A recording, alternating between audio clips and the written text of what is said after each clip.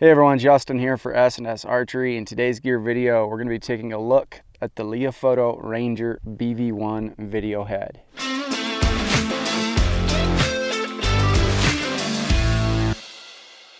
Alright guys, getting started in today's gear video. In front of me, I have the Leofoto Ranger BV1 video head.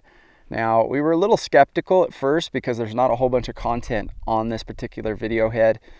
But that's one thing here at S&S we're constantly doing, bringing in gear items to try to get an edge for next season. So we're really confident in the BV1 after last year's results. Rob took it out, ran it pretty much the entire season, absolutely loved it.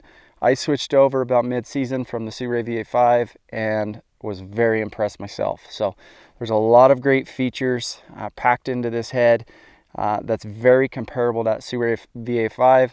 The VA5 comes in right at 1 pound, $165, sports our heavy spotting scopes. Fantastic. The BV1 comes in at 14 ounces and is $15 less at $150. All right, we'll get into some of the features of the Leofoto BV1. On the side, we have independent tilt and pan knobs. So unlike your handle style where you're controlling both, I really like the independent. You can really scan the hillside very effectively, gridding basically, so I like that.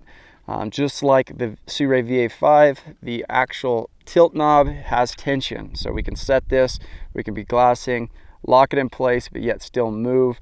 It's got a counterbalance spring, so always comes back up. Very fluid. I love the tilt range on this head. A very large range as well, from 90 degrees all the way to negative 75, so you can glass straight up, straight down, so you got lots of range of motion. The actual pan knob here on the side, it's in a more convenient spot than the Arca BV-1, so I like that. A little bit larger knob, so for me that was kind of the game changer. Like the Arca BV-1, you have an adjustable handle, so you can change the positioning of this. So whether you're packing, you want to really shrink down your tripod setup, you can do that. Or maybe you're running a pair of binoculars, you can have the handle out front. So a lot of orientation differences that you can do within the handle.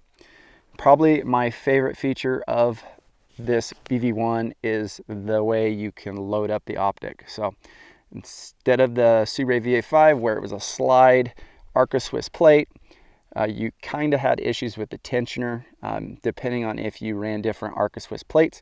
Here we have a side knob which loosens up.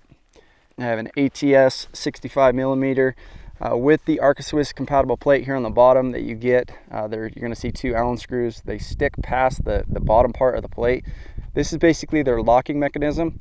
So unlike the Arca BV-1 here on the head where you had a push release button, this is going to protect our optics if we forget to tighten up this knob. So if I tilt this forward, it's going to hold in place. You can see there, locks it in.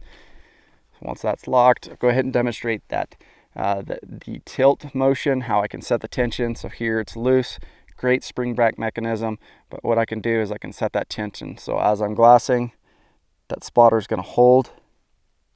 It's not going to move on me. So that's very nice. I don't have to constantly tighten that tilt knob back and forth. So very cool.